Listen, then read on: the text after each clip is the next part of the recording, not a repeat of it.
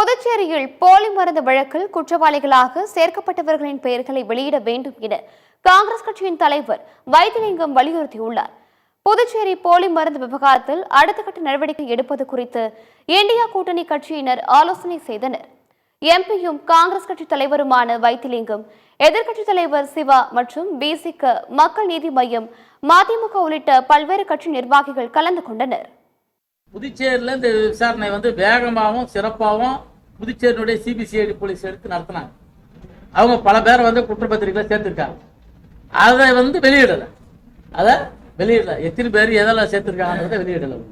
அதே போல இந்த வழக்கு சம்பந்தப்பட்டமான கம்பெனிகள்ல இருந்து மருந்துகள் புதுச்சேரியில் எங்கெங்கெல்லாம் போச்சு, எந்தெந்த கடைகள்லாம் விற்பனை செய்யப்பட்டது, அதெல்லாம் சொல்ல வேண்டியது யாரு? புதுச்சேரி மக்கள் மத்தியில் மிகப்பெரிய பீதியை உருவாக்கி இருக்குதுங்க. மருந்து வாங்கி சாப்பிடலாமா இல்லையா, இல்ல பாண்டிச்சேரியில் வாங்கலாமா, வெளியூர்ல போய் வாங்கலாமா, இதை சொல்ல வேண்டிய கடமை யாருக்கு இருக்குது? இந்த அரசாங்கத்துக்கு. அவங்க வாயை திறந்து பேசாத இருக்கிறது தான் எல்லாத்துக்குமே காரணமா இருக்குது. அவங்க வாயை திறந்து பேசணும்.